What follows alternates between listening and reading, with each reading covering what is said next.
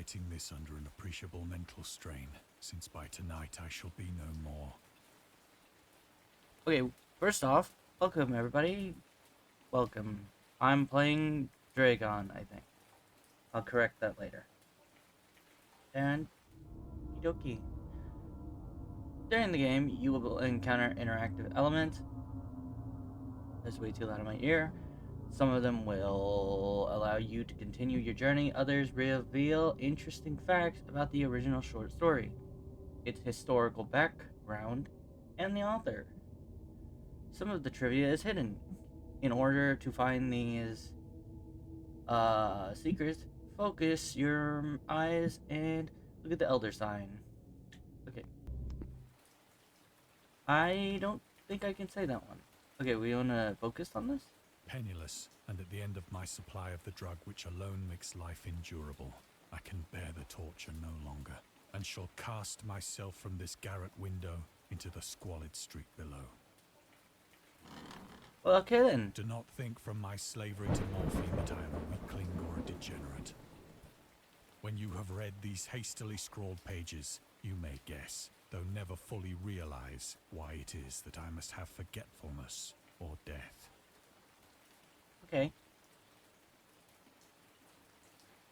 Oh. I wanna check that. Morphine entered into use in the 19th century and was routinely administered to treat severe pain during the American Civil War, 1861 to 1865, and World War I, 1914 to 1918. It was also sold without restriction until 1914.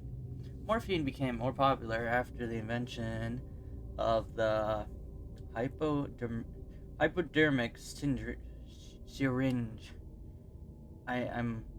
Sorry. Around 1854, Frederick Sir Turner, I don't know that accent, sorry, who first isolated the substance, originally named it morphium, after Morpheus, the Greek god associated with dreams. At the time when Dagon was published, morphine abuse, known as soldier disease, already posed a big problem in the United States. Okay, cool. You can read the discovery of me and go back and okay. Let's look around. Can we look at anything? No, I think we just gotta go first. More story. It was in one of the most open and least frequented parts of the broad Pacific that the packet of which I was supercargo fell a victim to the German sea raider. Big ship. Got ship. We got boxes.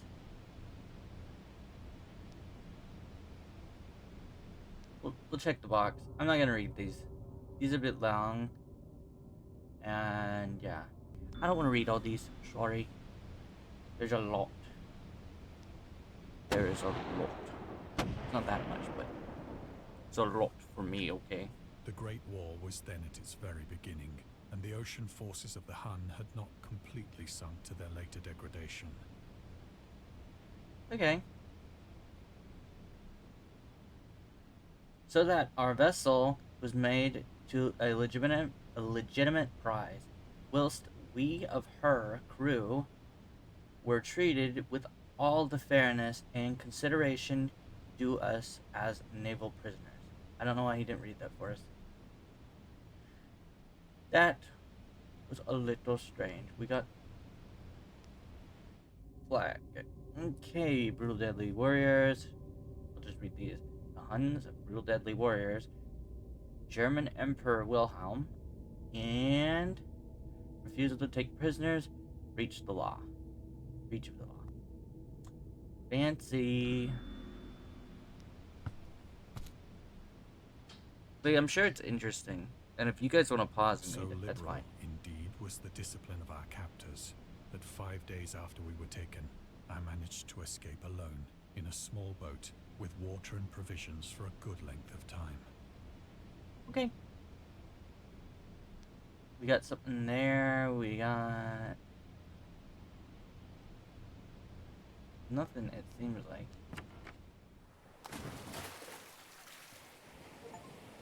finally found myself adrift and free, I had but little idea of my surroundings. Goodness. It's pretty though. Of the longitude, I knew Oh. nothing, and no island or coastline was in sight. I don't know what to say about that, dude. There's a moon. Nothing else. There is a moon. The weather kept fair, and for uncounted days I drifted aimlessly beneath the scorching sun, waiting either for some passing ship or to be cast on the shores of some habitable land. I'm gonna be honest. This was not what I was expecting the game to be. I thought this was a short story that was based on one of H.P. Lovecraft's stories, and I was expecting to see Cthulhu. But I thought I was walking around.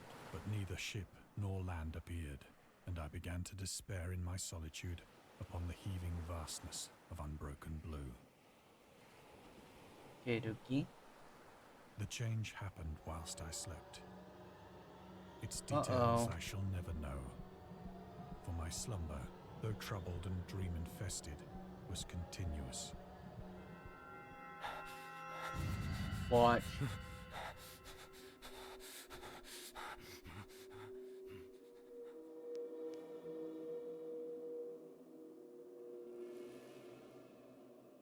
Goodness. When at last I awaked, it was to discover myself half sucked into a slimy expanse of heckish black mire, which extended about me in monstrous undulations. I don't know that word, sorry. As far as I could see. And in which my boat lay grounded some distance away. I see the boat. Though one might well imagine that my first sensation would be of wonder at so prodigious and unexpected a transformation of scenery, I was in reality more horrified than astonished. For there was in the air and in the rotting soil a sinister quality which chilled me to the very core. The region was putrid with the carcasses of decaying fish and of other less describable things which I saw protruding from the nasty mud of the unending plain. Perhaps I should not hope to convey in mere words the unutterable hideousness that can dwell in absolute silence and barren immensity. There was nothing within hearing and nothing in sight save a vast reach of black slime. Yet the very completeness of the stillness and the homogeneity of the landscape oppressed me with a nauseating fear. I don't know what happened. It skipped the dialogue. This is pretty spooky though, if I must say so myself. Go over to the boat. I wouldn't have just walked next to that thing. As I crawled into the stranded boat, I realized that only one theory could explain my position. Through some unprecedented volcanic upheaval, a portion of the ocean floor must have been thrown to the surface, exposing regions for which innumerable millions of years had lain hidden under unfathomable watery depths. So great was the extent of the new land which had risen beneath me that I could not detect the faintest noise of the surging ocean, straining my ears as I might. Nor were there any seafowl to prey upon the dead things. There's all this stuff, but I'm most intrigued by... I don't know what that is either.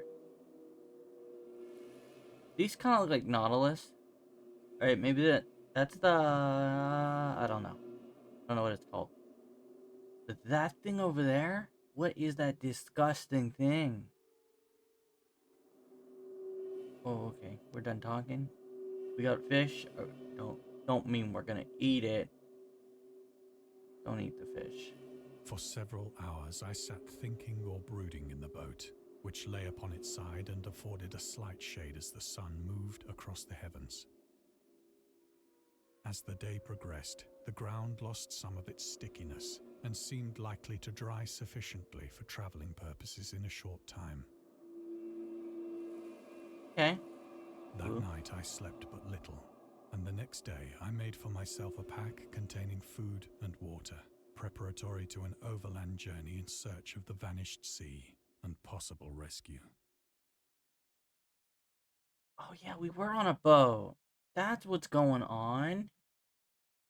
We were on a boat. Like, I know I should be listening. I am. But at the same time... On the third morning, I found the soil dry enough to walk upon with ease. The odor of the fish was maddening, but I was too much concerned with graver things to mind so slight an evil, and set out boldly for an unknown goal. Well, let's go off. I'm also intrigued. We probably should have walked across over that All day bench, I but forged fine. steadily westward, guided by a faraway hummock which rose higher than any other elevation Are on the rolling those? desert. What is that? What is all of this? Well, we'll go on. I don't know what that stuff was. That it was not pretty looking. It's a whale. I love whales. Let's keep going. That night I encamped, and on the following day still travelled toward the hummock, though that object seemed scarcely nearer than when I had first espied it. Well, let's go.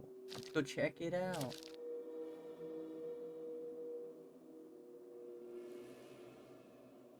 By the fourth evening, I attained the base of the mound, which turned out to be much higher than it had appeared from a distance. It is intervening valley setting pretty it out big. in sharper relief from the general surface. Too weary to ascend, I slept in the shadow of the hill.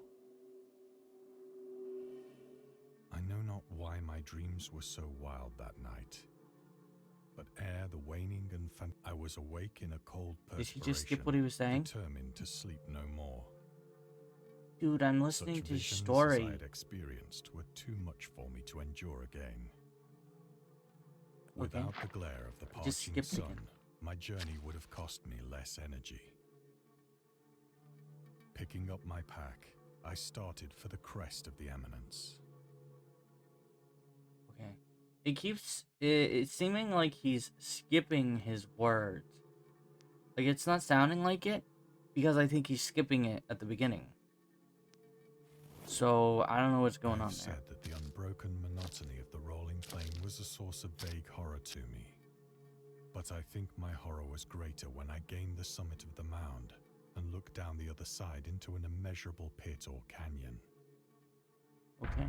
Whose black recesses the moon had not yet soared high enough to illumine. I felt myself on the edge of the world, peering over the rim into a fathomless chaos of eternal night. Through my terror ran curious reminiscences of Paradise Lost, and of Satan's hideous climb through the unfashioned realms of darkness. As the moon climbed higher in the sky, I began to see that the slopes of the valley were not quite so perpendicular as I had imagined. Well, okay. I guess we don't really got anywhere to go. Of rock afforded fairly easy footholds for a descent, whilst after a drop of only a few hundred feet, the declivity became very gradual. Let's go down. Urged on by an impulse which I cannot definitely analyze, I scrambled with difficulty down the rocks and stood on the gentler slope beneath. All at once, my attention was captured by a vast and singular object on the opposite slope, which rose steeply about 100 yards ahead of me. And it's bright. Yep, he just skipped. Man, if he wasn't skipping his words, I think we'd have a lot more story. It looks like he's been skipping a few sentences. That it was merely a gigantic piece of stone, I soon assured myself.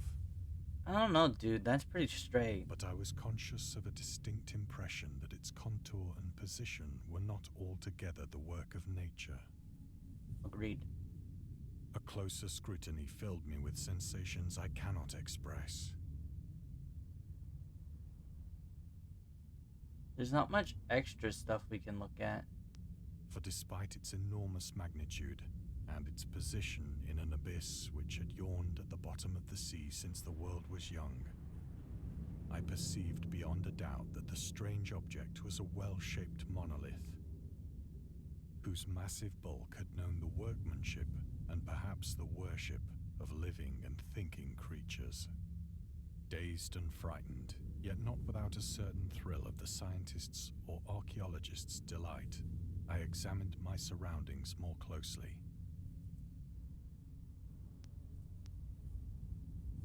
What do you think, Mr. Moon? Mr. Moon. Okay, let's step closer to this monolith. The Ooh, moon, there's water now? near the zenith, shone weirdly and vividly above the towering steeps that hemmed in the chasm. Ooh, it's definitely got some, like, And inscriptions. revealed the fact that a far-flung body of water flowed at the bottom, Or winding out of inscriptions? sight in both directions, I don't think that and one's a word. almost lapping my feet as I stood on the slope. Across the chasm, the wavelets washed the base of the cyclopean monolith, on whose surface I could now trace both inscriptions and crude sculptures. Okay, so we got, like, it looks like people underneath the water. People under the water. There's water right here. Don't walk in the The water. writing was in a system of hieroglyphics unknown to me, and unlike anything I'd ever seen in books. How are we flying? Consisting for the most part of conventionalized aquatic symbols such as fish, eels, octopi, crustaceans, mollusks, whales, and the like. And the like, I guess. Yeah. I see hammerhead shark. I see sharks. Yeah. Shells. And squids. And octopus in the middle. Cthulhu. Several characters Sorry. obviously represented marine things which are unknown to the modern world, but whose decomposing forms I had observed on the ocean-risen plain. It was the pictorial carving, however, that did most to hold me spellbound.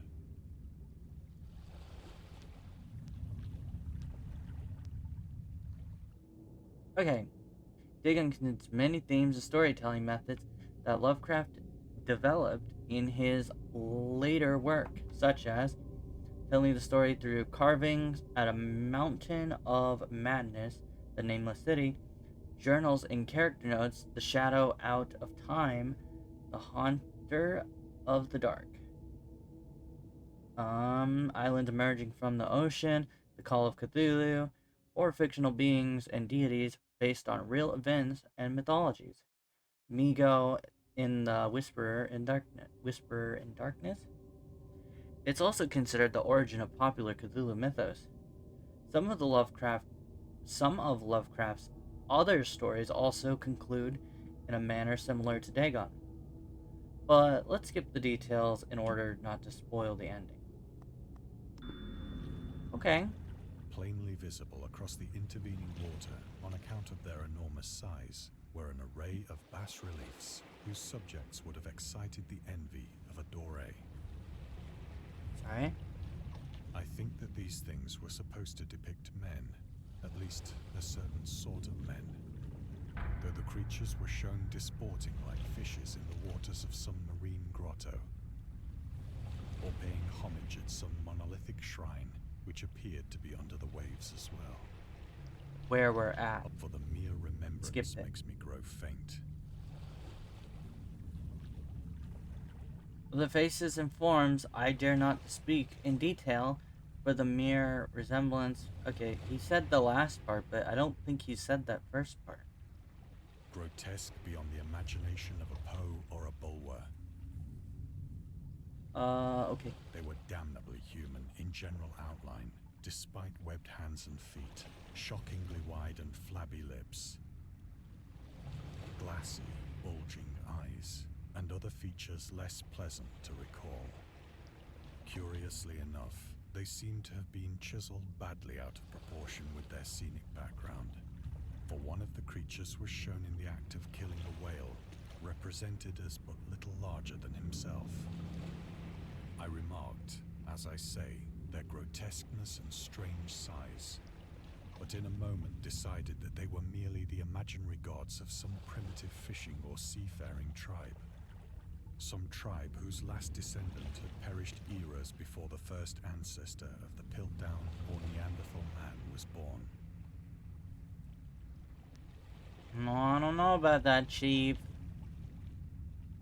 I don't know about Awestruck that. at this unexpected glimpse into a past beyond the conception of the most daring anthropologist, I stood musing whilst the moon cast queer reflections on the silent channel before me. Then, suddenly, I saw it. Oh no. With only a slight churning to mark its rise to the surface, the thing slid into view above the dark waters.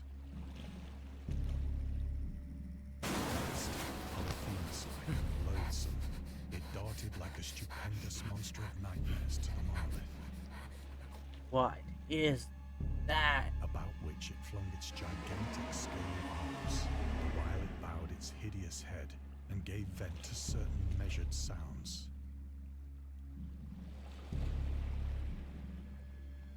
Well, I think I went mad then.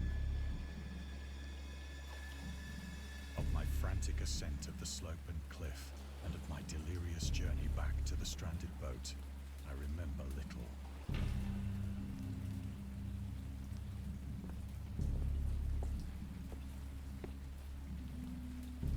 well, at least I Mr. believe I sang a great deal and laughed oddly when I was unable to sing.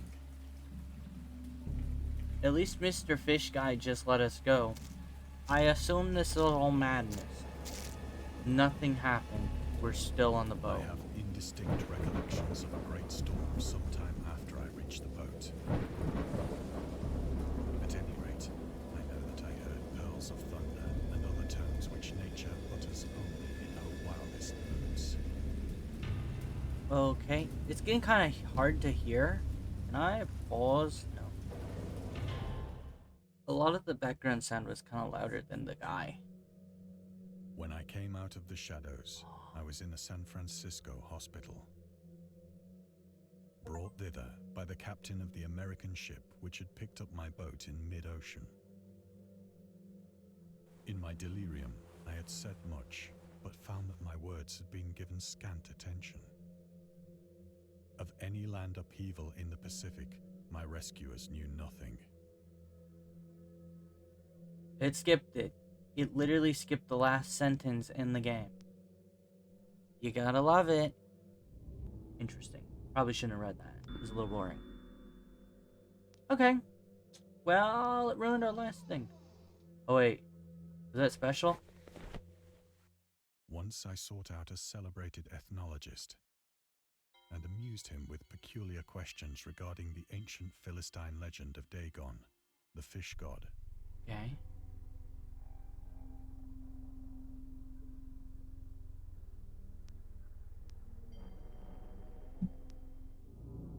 I'm just gonna skip it. Okay. We're not reading that one. I read the last one. Maybe I should have read that one. That one looked more interesting, but I did not read it. But soon perceiving that he was hopelessly conventional, I did not press my inquiries. Okay. My mouse got messed up. Sorry, guys.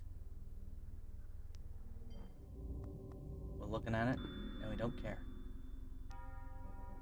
Looking at it, and we still don't care.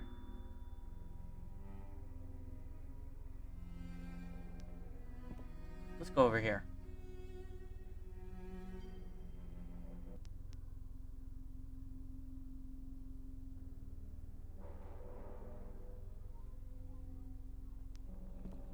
Let's go over here now. It is at night, especially when the moon is gibbous and waning, that I see the thing. I tried morphine, but the drug has given only transient surcease and has drawn me into its clutches as a hopeless slave. So now I am to end it all, having written a full account for the information or the contemptuous amusement of my fellow men.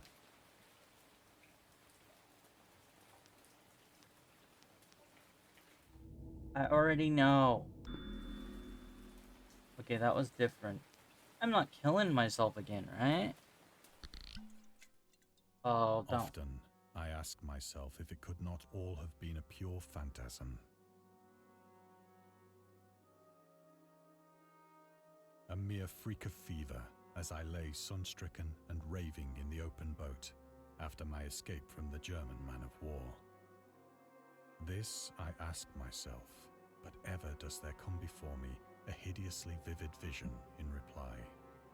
I cannot think of the deep sea without shuddering at the nameless things that may at this very moment be crawling and floundering on its slimy bed, worshipping their ancient stone idols and carving their own detestable likenesses on submarine obelisks of water-soaked granite. I dream of a day when they may rise above the billows to drag down into their reeking talons the remnants of puny, war-exhausted mankind. Of a day when the land shall sink and the dark ocean shall ascend amidst universal pandemonium.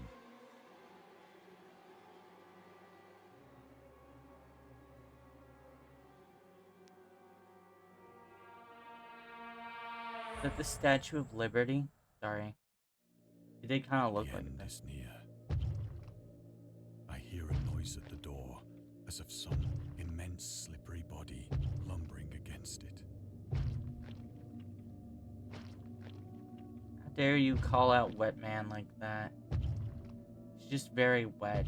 This whole gimmick. It shall not find me. Yeah, Wet Man.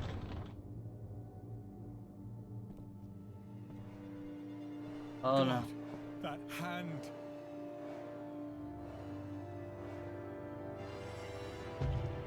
The window! The window!